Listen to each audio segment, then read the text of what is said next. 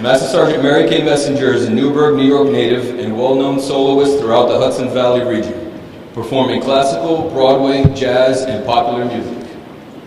She is the premier vocalist for the United States Military Academy Band at West Point and first sang with them in 1980 at the age of 12, singing for the season finale 1812 concert. Master Sergeant Messenger, please come forward. Thank you. Please everyone stand and join in singing. Oh, will say, can you see by the dawn's early light what so proudly we hailed at the twilight's last gleaming, whose broad stripes and bright stars through the perilous fight o'er the ramparts we watched were so gallantly streaming, and the rockets red glare, the bombs bursting in air, gave proof through the night that our flag was still there. Oh, say does that star-spangled banner yet wave o'er the land of the free and the hope of the brave?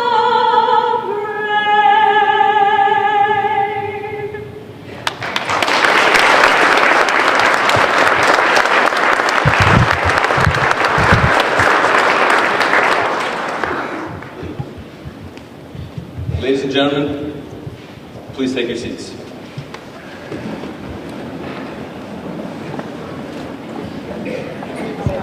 Thank you to Sergeant Messenger for that wonderful rendition. Next, it is my distinct pleasure to share a few words and to honor a special person in the university's veteran and military community.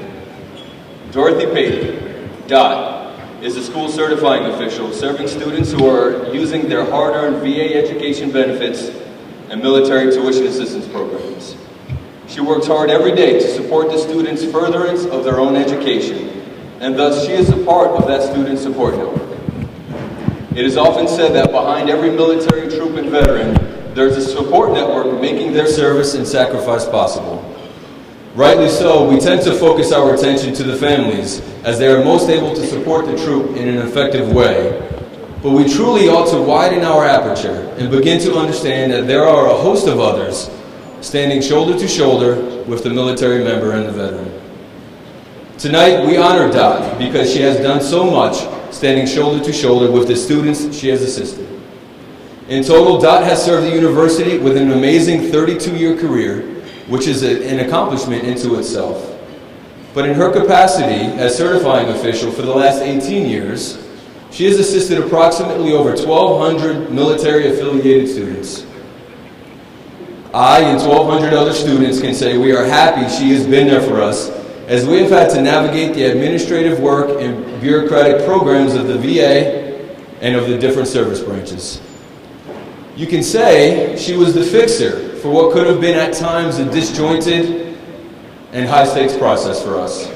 Personally, she's been there for me for my entire tenure as a student, and I owe her a debt of gratitude. Most assuredly, like me, there are countless other students who owe her their thanks.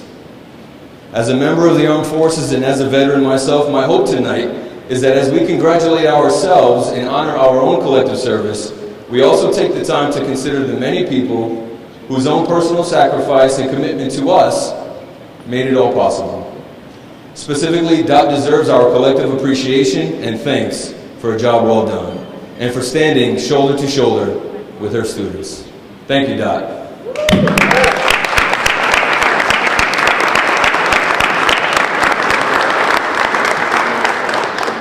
Now may we please have Jason Gillivan back to present her gift.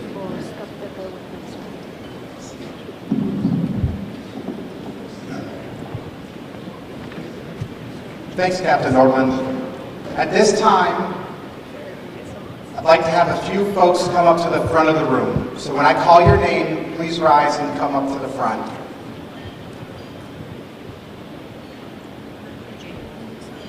Jen Palomino, Gwen O'Brien, Cheyenne Salisbury, Amanda Justo, Victoria Rodriguez, Natalie Stewart, and Dan Oles.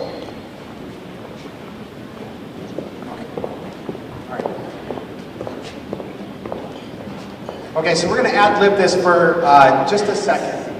There's a tradition in the military that when somebody retires, you create a shadow box, and in that shadow box, you sort of have a complement of all of the things that that person has acquired or earned over the years. All of their awards, all of their medals, their recognitions, things like that. Dot, I need you to come up to the front, okay? So, Dot is not military, so she doesn't have a whole host of ribbons to go inside of a shadow box. So what we did do is we took the concept of a shadow box and we went around campus to some folks that have worked with her over the years, and they put a trinket in there that exemplified a particular relationship between Dorothy and that individual. So with that being said, we're going to show you, Jason, I can have Jason.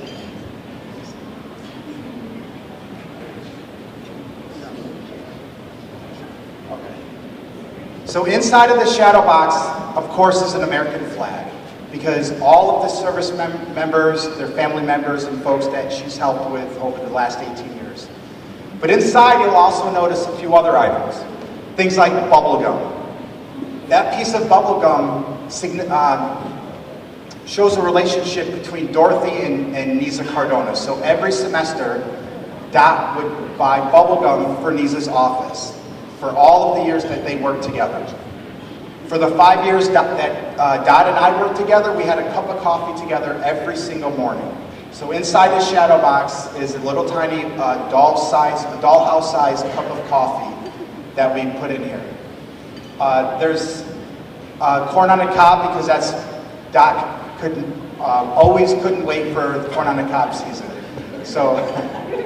And things like that. So some of the cards, in addition, some of the cards, they're very personal in here. So folks wrote some personal messages to leave you with, as this is Dorothy's very last dinner with us, as she officially goes into retirement for good. One card reads, to someone who served our student veterans and their families with the same tireless effort they served us, thank you. Thank you for all that you did. It was an honor and privilege to have worked with you over the years, and I know I am forever grateful of our friendship. Another one reads, I will miss you not having you around. You deserve all the best. Enjoy your time off. And one more reads, let's pick a good one here. One says, we have shared many great years and shared many talks and a real friendship. You'll be missed. Enjoy your time, your retirement. Love you. So these are just some examples of relationships that were fostered over many, many years. So with that, Dorothy, thank you for all that you did. Thank you for coming to the last dinner. And we would like to present you with this military shadow box. Yes. So,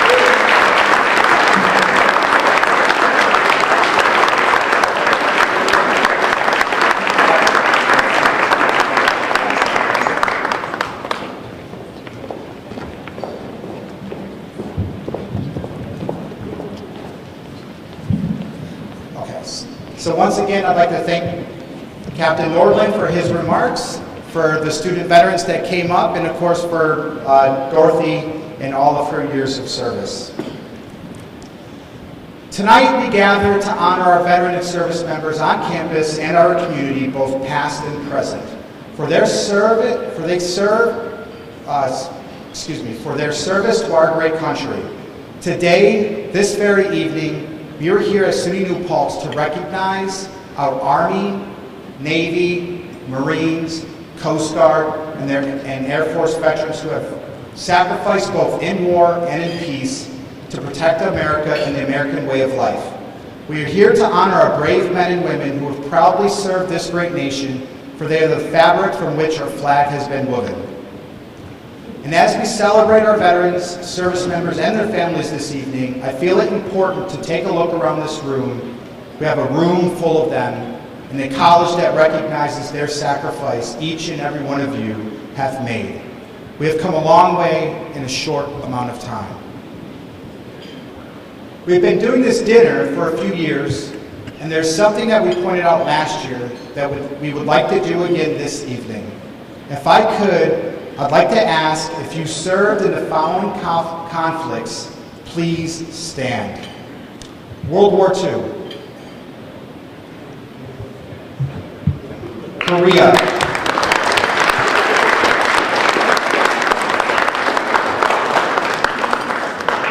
Korea. Dr. Moore. Korea. Zelber.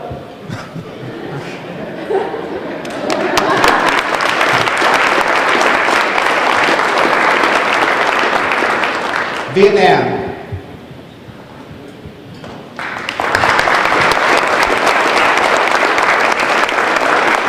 The Persian Gulf, the first one.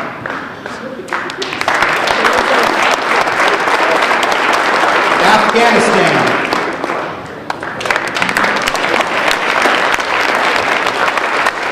And Iraq.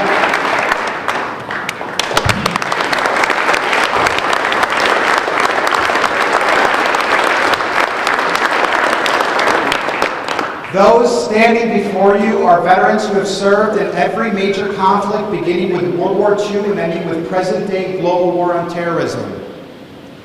I want everyone in this room to take a moment and let that sink in. World War II to current conflicts are sitting in this room this evening. It is such a humbling moment to be in the presence of folks who have been part of such historical and country-shaping world events. As you will hear from Dr. Brody, many of you would never have imagined that this would have been something that would have happened here at SUNY New Paltz.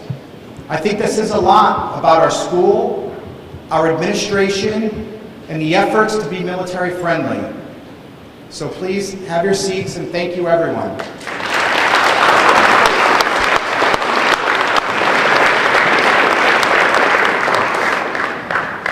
This evening, some amazing speakers are lined up, and it is my great honor and privilege to stand before you and introduce them. First is Dominique Torres. Dominique is a freshman here at SUNY New Paltz, and her dad has been serving in the Army for most all of her life. Please welcome Dominique to the podium as she's going to talk about growing up as a military brat and about the military women in her life who've had influence over her. Dominique, the podium is all yours.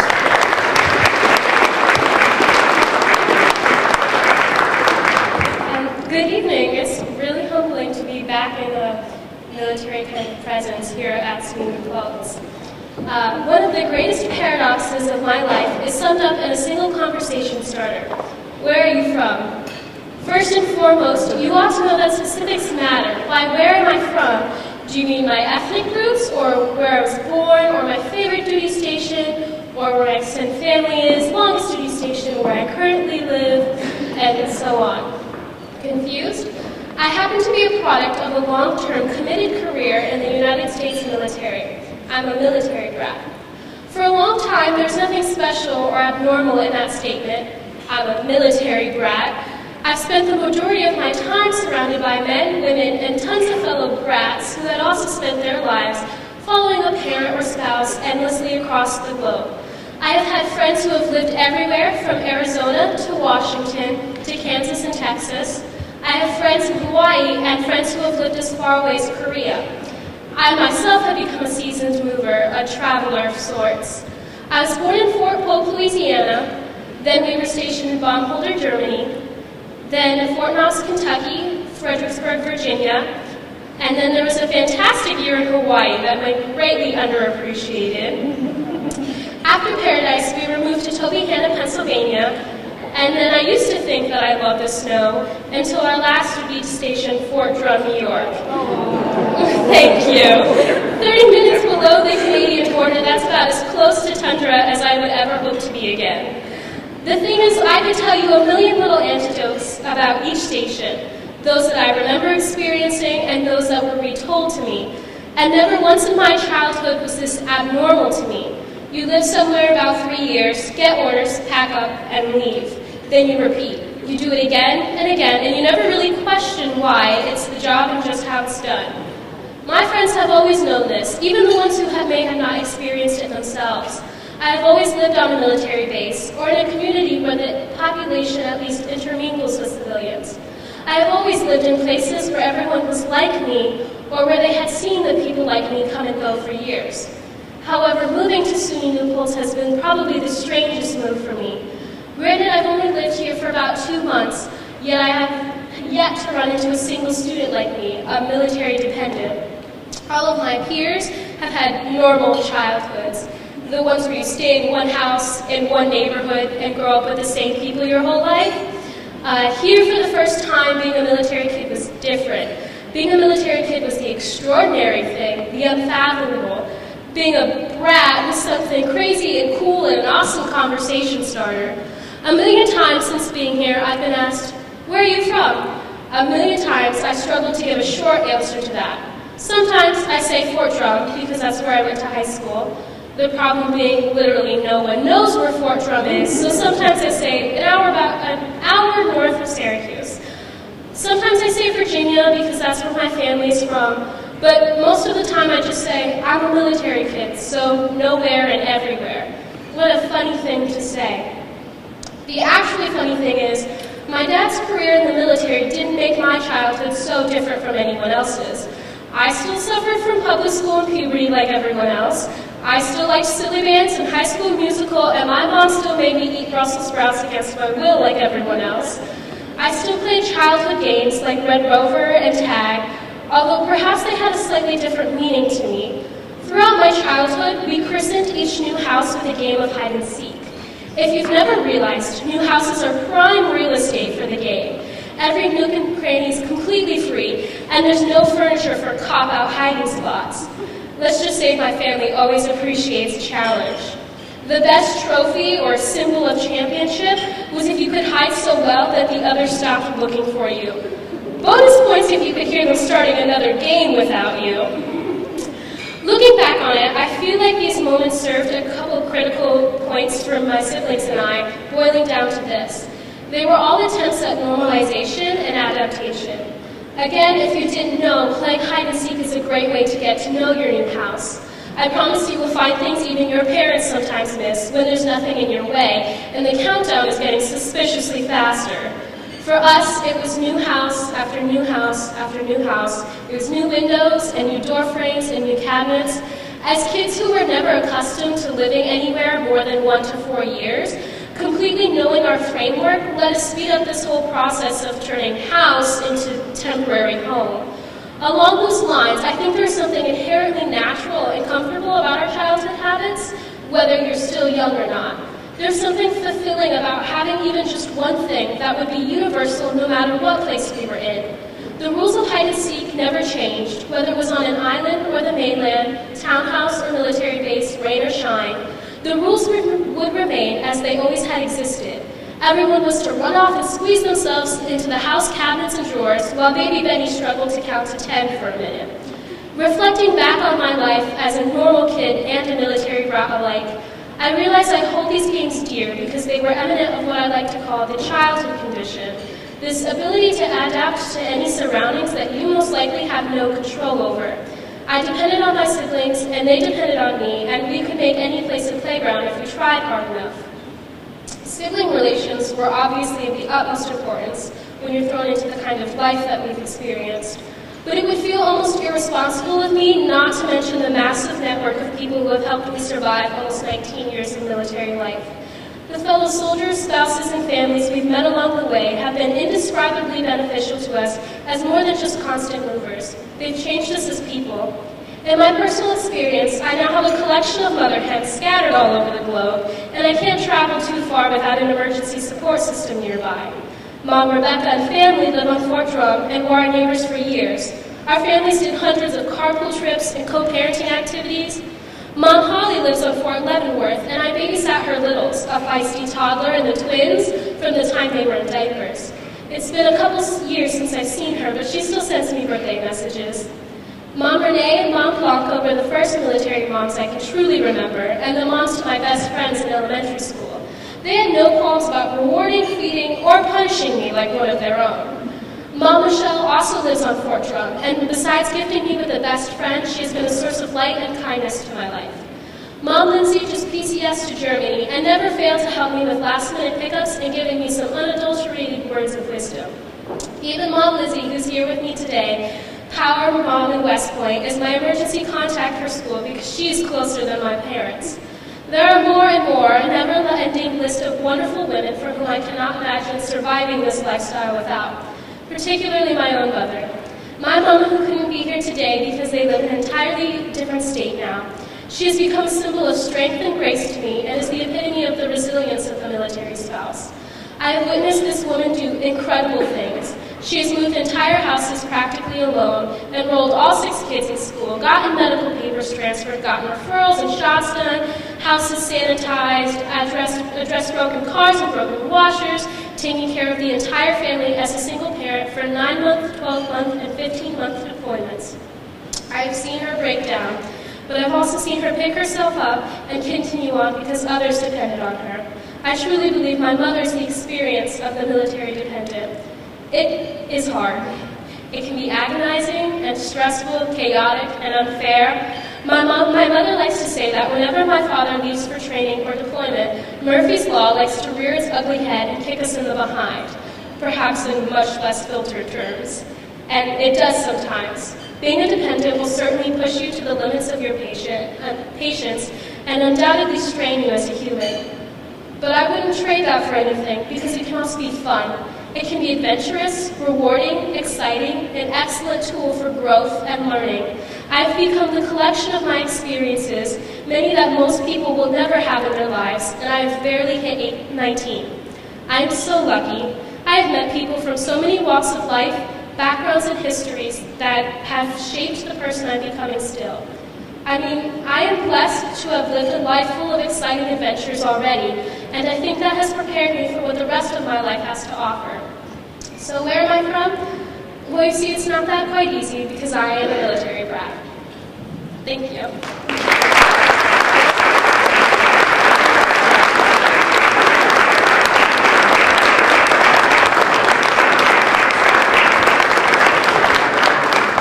Thank you, Dominique. Our next speaker is Dr. Stephen Brody. Dr. Brody graduated from New Paltz in 1973 and is a cum laude, I should mention, wherein being directly commissioned into the United States Army Reserve as a second lieutenant, all the while attending Medical College of Virginia as a U.S. Army Health Professions Scholar recipient. Upon graduating the Medical College of Virginia in 1997 with his doctorate in dental surgery, he then served on active duty with the Army for the next 4 years. During this time, Dr. Brody served as a Chief Staff Officer of the General Dentistry at Walter Reed, U.S. Army Medical Center, and as the U.S. Army Health Clinic and the Pentagon. Upon completion of his military service in 1981 at the rank of captain, he enters the civilian sector.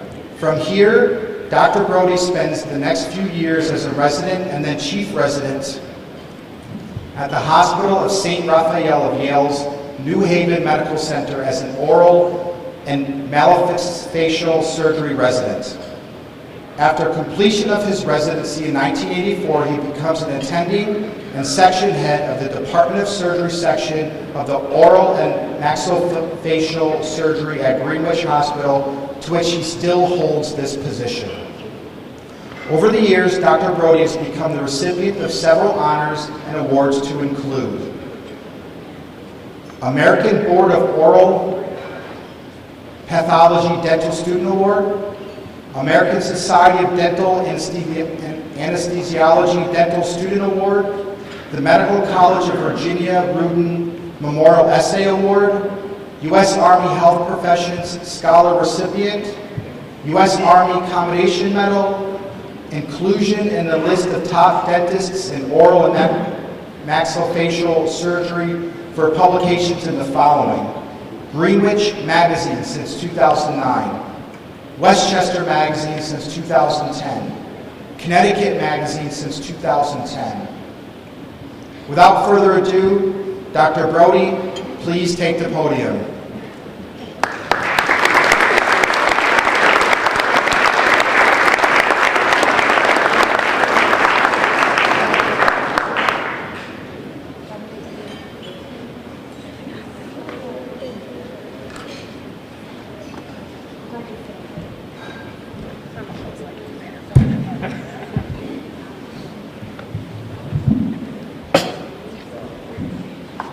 It is a great honor to be here in observance of Veterans Day.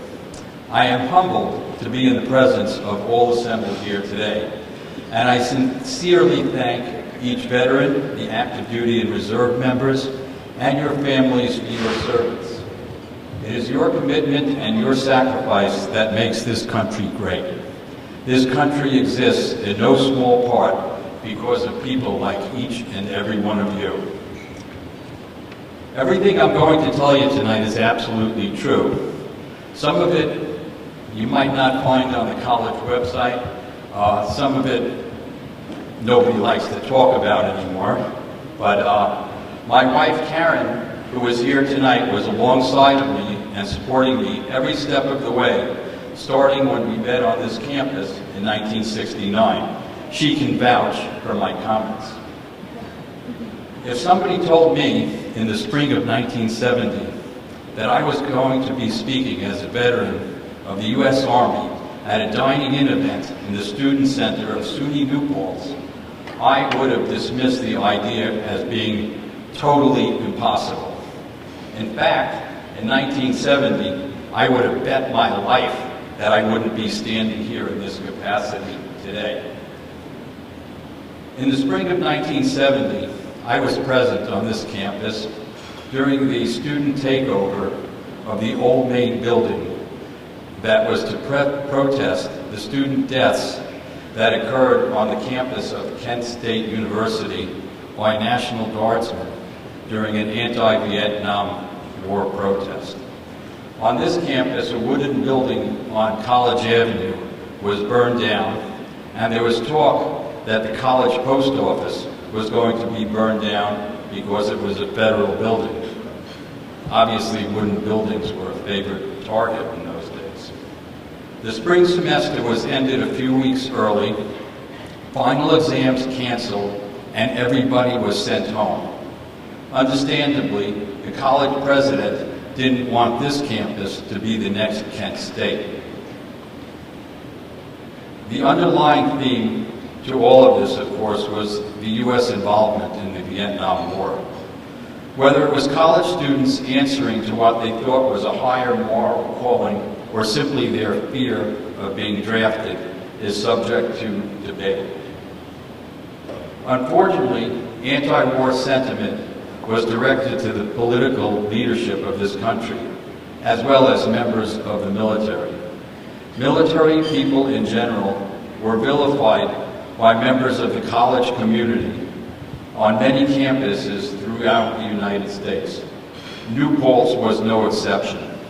As I look back on it now, students were caught up in the emotional sentiment of the day.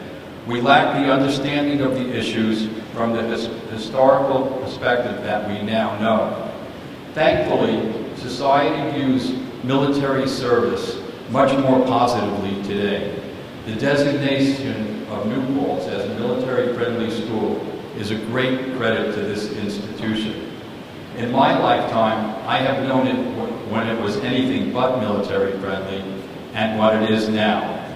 Change is slow, but advocates like Jason Gilliland, President Christian, David Eaton, the Vice President for Enrollment Management, the staff of the IDMH, the members of the Veterans Advisory Board, and Nisa Cardona, the Director of Students Accounts, and Dr. Gerald Benjamin, are among many others who have transformed this place to where it is an institution where people with a military affiliation are valued.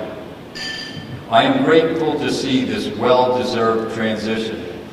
I personally waited over 25 years for somebody from the civilian world to finally thank me for my service. By the time I graduated from New Paltz in 1973, the idea of a career path that included military service was simply not a popular option. People who were oriented to the military were more or less shunned by their college peers. Military members were not particularly understood or appreciated by this very liberal, vocal, and large segment of the population. This included faculty and administration, in addition to the students. In the 1970s, military recruiters were banned from this campus. In fact, no one in uniform, not even the state police, were allowed on this campus. This campus, as many campuses of the day, were not in any way military friendly. My own story as a student protester took a surprise turn when I entered military service as a recipient of a U.S. Army Health Professions Scholarship. I didn't dare tell my New Paltz classmates. I applied for my scholarship more or less in secrecy. When necessary, I sheepishly explained my military service at the time by saying that every man has his price, and mine was simply the 6 figures I needed to attend dental school. My need for the money was very real, but I also felt service was an obligation, particularly in light of the sacrifices made during the Vietnam War by our military. The transition from New Paltz student to military member was not an easy one. There was simply no one around to help. During the summer after New Paltz graduation, I received notice that my scholarship was granted, along with a packet labeled Special Orders from the Army Surgeon General's office in Washington, D.C.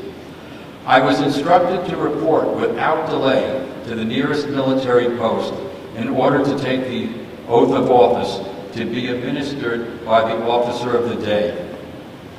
You could imagine the reaction of the sentry on duty at the main gate of West Point when this hippie-looking person with long hair, unshaven, untidy appearance, wearing sandals, bell-bottom pants, and an ill-fitting jacket presented. When the MP asked me to state my business, I said I was there to be commissioned as a second lieutenant. It's understandable that he didn't believe me. He likely thought this was another student prank. When I produced my orders, even more confusion ensued.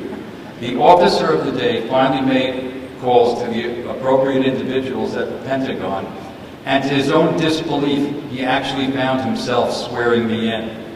The cadet who was assigned to escort Karen and me tried his best not to make eye contact with us.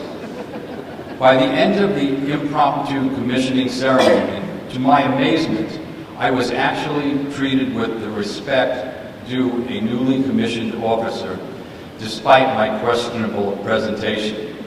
I learned an important lesson in this event, that members of the military were judgmental, but not as judgmental and inflexible as my student counterparts. I learned at that moment that the Army takes care of its own, no matter who they are. During the summers while in graduate school, I was assigned to temporary duty at the Army Institute of Research at Walter Reed. For my very first day, I was instructed to report in uniform at 0800. I did not have the benefit of basic training, ROTC, Officers Basic School, or any military training of any kind. At 0600 that day, my brother-in-law, a Marine officer, was spit-shining my shoes, applying brasso to my belt buckle, teaching me how to salute and how to blouse my shirt. In his Marine eyes, he saw me as a lamb off to the slaughter. Upon reporting, I was sent to First Sergeant Wright, a tough trooper who had seen several combat tours in Vietnam. He was tasked with my orientation. Despite my being totally green and from a different philosophical place, he approached me with great courtesy and understanding, despite his real-world military experience, which obviously ran circles around me. It was in these interactions that I continued to change my perception of the military. During those summer active duty for training tours, I learned things that never would have been presented so clearly or plainly in a civilian school. Chain of command, teamwork, respect, loyalty, and duty. In the end, I became a serious soldier. At the completion of my first year of active duty, I was assigned as a staff officer at Walter Reed U.S. Army Medical Center with duty at the Pentagon. It was quite a journey for a former New Paltz anti-war hippie. My patients at the Pentagon, many of whom were field grade and general officers in the organization of the Joint Chiefs, were intrigued, respectful, and sometimes amused by my story of getting there on the path less traveled. Probably their fear of me as a military dentist helped to get their attention, despite my significantly lower rank. Whether you go to college first or complete military service first, the joining of military service with higher education is an unbeatable combination. The skills, courage, leadership opportunities, and responsibilities learned in military service cannot be learned anywhere else. They strengthen, augment, and bolster whatever else your college degree confers. For me, my military service opened many doors professionally, even after I had attained the highest educational level in my field. My civilian colleagues with military experience always provided a special sense of camaraderie, cooperation, and dependability. For me, my service turned out to be priceless. For the veterans who are here as students, don't give up. Continue the fight. You have already done the hard part. The rewards will be there for you to claim. You have earned it. To all present here tonight, once again, thank you for your service to this institution. Congratulations in finally becoming the resource you have become in support of our armed forces. Thank you.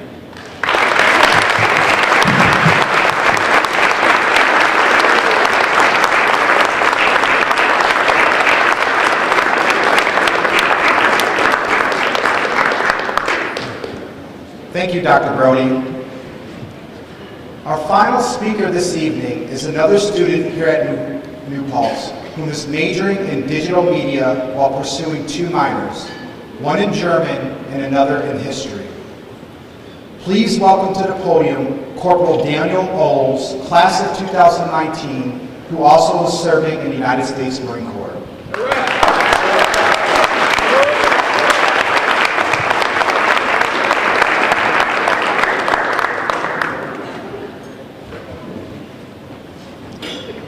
Good evening, everyone.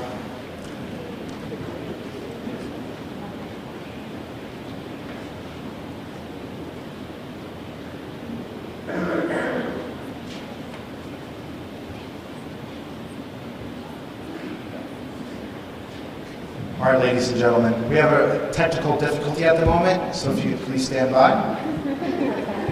Grab a drink, you'll have time. Everybody can give him a round of applause.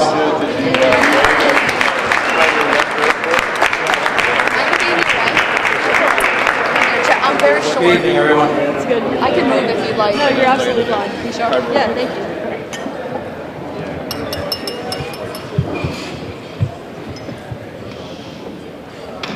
November 11th, 1918, for some seemed like another day in the trenches of France. Soldiers on both sides of the conflict known today as World War I would be preparing to go over the top, cross no man's land, and attempt to take the enemy's trench. However, something about that November morning would be different from the others. The soldiers from Great Britain, France, Germany, America, and many other countries had previously experienced. After 4 years of fighting and millions of deaths, the armistice would go into effect that morning, ending the hostilities on the 11th hour of the 11th day of the 11th month. But that would not deter higher-ranking officers in all armies from trying to make one last decisive blow. As General John Blackjack Pershing, the commander of the American Expeditionary Force, would state, "No one could possibly know when the armistice was to be signed, or what hour be fixed for the cessation of hostilities, so that the only thing for us to do, and which I did as Commander-in-Chief of the American Forces, and which Marshal Foch did as Commander-in-Chief of the Allied Armies, was to continue the military activities." However, this was not the case, as Marshal Foch had received outreach from Germany on the armistice as early as November 7th, 4 days prior. If Germany was seeking terms, it meant the Allies were winning, and Foch would, with this knowledge, would press forward the attack. Knowing the armistice was underway, the captains, lieutenants, sergeants, corporals, and privates, the frontline men, prepared themselves at places all over the Western Front, prepared one last time to go over the top, to risk their lives for a few hundred feet of ground in a war that within minutes would be over. On November 11th, it'll be 100 years since that day, and as a Marine, I still believe that our nation's military would be willing to go over the top. Not for the medals or for the glory, but because a man to the right and the left of us would be going too. It may seem like a tired military cliche, but the bonds veterans form through their service is unlike any other type of bond in existence. People join the military for all types of reasons: honor, service to one's country, a job, and some who just want to shoot some guns and blow some stuff up. Whatever reason one joins, most will stay for their brothers and sisters. And that bond stays with you for the rest of your life. As veterans, we all know about our inter-service rivalry. As a friend of mine in the Army states, there are only two branches of the military: the Army and the Navy, because the Air Force is a corporation and the Marine Corps is a cult. We laugh and we'll make fun of different standards and training we go through, but no matter the service, we always have each other's back because of the mutual respect veterans have for each other in their service. And trust me, that inter-service rivalry goes right out the window in the civilian world. Because when you find a vet at something like a job who served, the excitement is like a dog about to get a T-bone steak. The tail starts wagging and all the stories start coming out about where and what they did. And that's something very special. Being a veteran puts you in a very special group, a community, one that strives to help each other in all aspects of life, and a community with pride and determination. It's a community where things like race, religion, or creed mean nothing because we all wore the uniform, and that crafts a bond that lasts for life. Veterans are special, and that's what we celebrate here today. Thank you.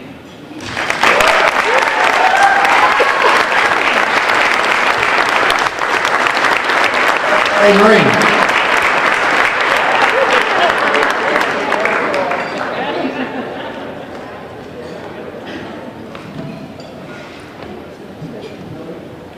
Ladies and gentlemen, please give our speakers one more big round of applause.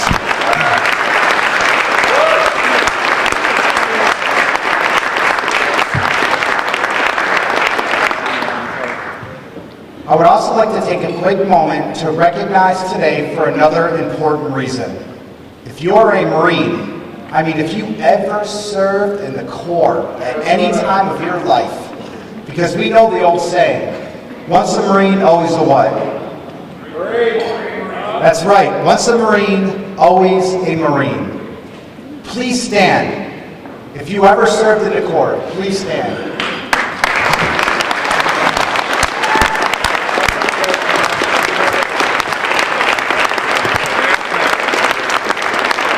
We know that tomorrow is the United States Marine Corps birthday, and they turn 242 years old. Great!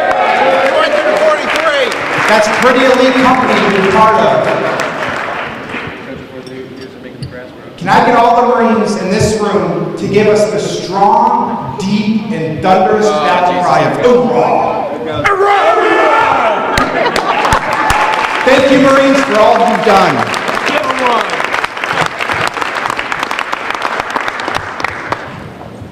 As we do with each year, I would like to recognize who our veterans and their families are this evening.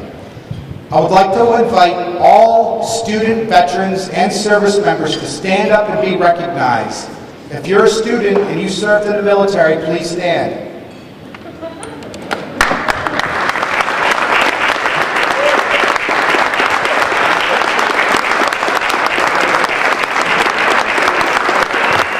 Thank you. Please be seated. All current and emeritus faculty who are serving or have served in the military, please stand. All faculty.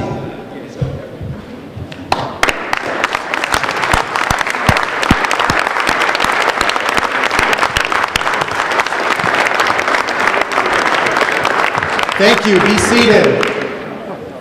All SUNY New Paltz staff, to include UUP, CSEA, Classified, UPD, MC, that are serving or have served, if you are staff to New Paltz, please stand.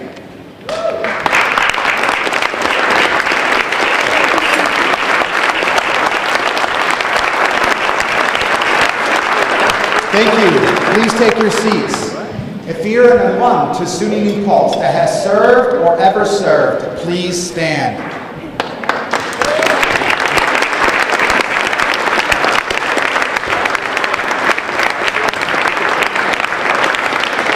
Thank you. Take your seats. If you are a service member or a veteran and I have not called you to stand, please do so now.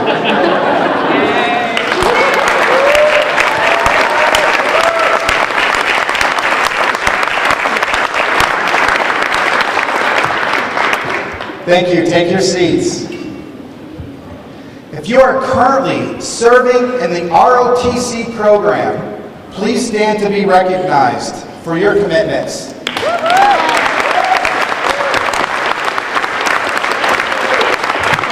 It's not easy to be a college student and a cadet at the same time.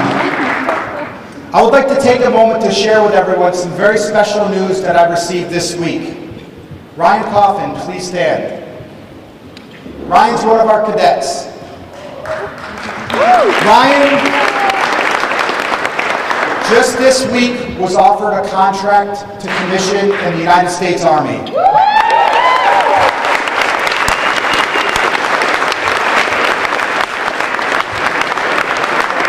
As a second lieutenant, the last time that happened here in New Paltz was in 2012. Pretty amazing. Finally, I think we often lose sight of another population that serves and should be recognized, and that is our dependents of veterans and service members. If you are a child or a spouse of a service member or a veteran, please stand to be recognized.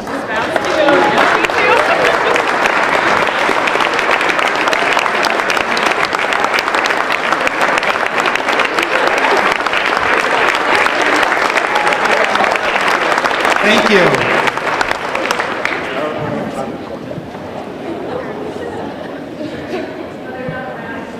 So oftentimes as a testament, you heard from Dominique this evening, our family members whom are left behind bear just as much of a burden as our service members do. So again, thank you for your service as well. At this time, please give all of our veterans, service members, and their dependents one more big round of applause.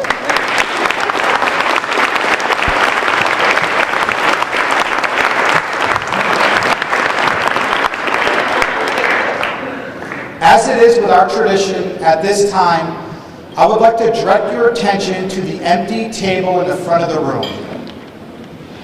For many of you, you recognize it. For others, this table is known as the Missing Service Members Table and is always set at an Armed Services Dining In as a time-honored tradition. The table before you is a place of honor. It is set for one. This table is our way of symbolizing the fact that members of our profession of arms are missing from our midst. They are commonly called POWs or MIAs. We call them brothers and sisters. They're unable to be with us this evening, and so we remember them. Please note, this table set for one is small, symbolizing the frailty of a prisoner alone against his or her oppressed. The tablecloth is white, symbolizing the purity of their intentions to respond to their country's call to arms. The single red rose displayed in a vase reminds us of families and loved ones of our comrades in arms who kept their faith awaiting their return. The red ribbon tied so prominently on the vase is reminiscent of the red ribbon worn upon the lapel and breasts of thousands who bear witness to their unyielding determination to demand a proper accounting of our missing. The candle is lit, symbolizing the upward reach of their unconquerable spirit. A slice of lemon is on the bread plate to remind us of the bitter fate. There is salt upon the bread plate, symbolic of the family's tears as they wait. The glass is inverted. They cannot toast with us this evening. The chair is empty. They are not here. Remember, all who served with them and called them comrades, who depended upon their might and aid and relied upon them, for surely they have not forsaken you. Remember until the day they come home. Thank you. And on that somber note, I'm going to invite Master Sergeant Mary Kay Messenger back to the front for the singing of the American Anthem. Master Sergeant Mary Kay Messenger.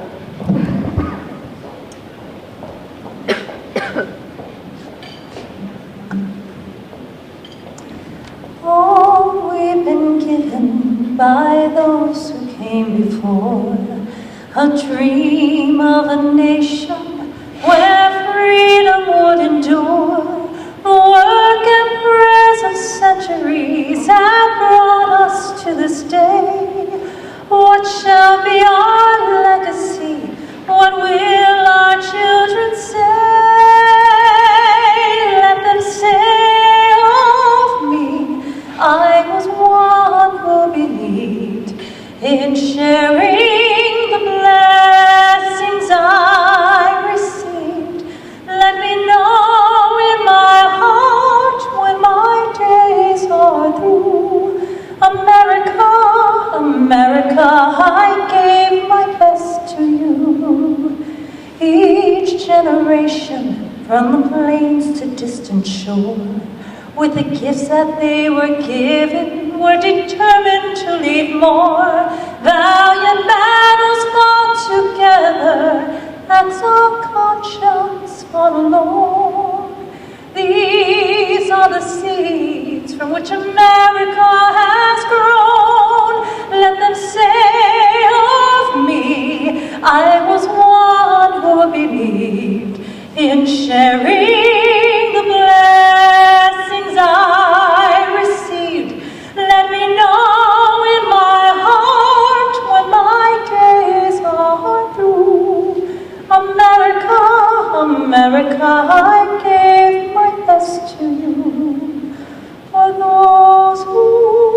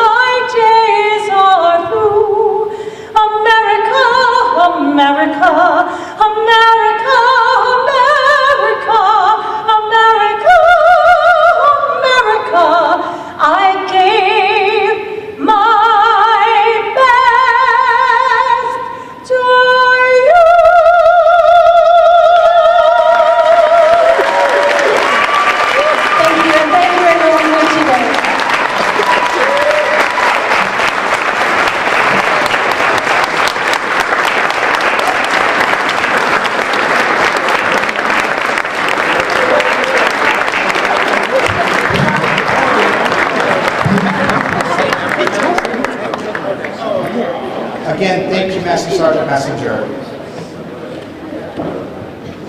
Ladies and gentlemen, this concludes tonight's ceremony. At this time, dinner will be served. The bar will remain open for the duration of the evening, and after dinner is served at 8:30, DJ Manny T will turn up the dance floor. Thank you.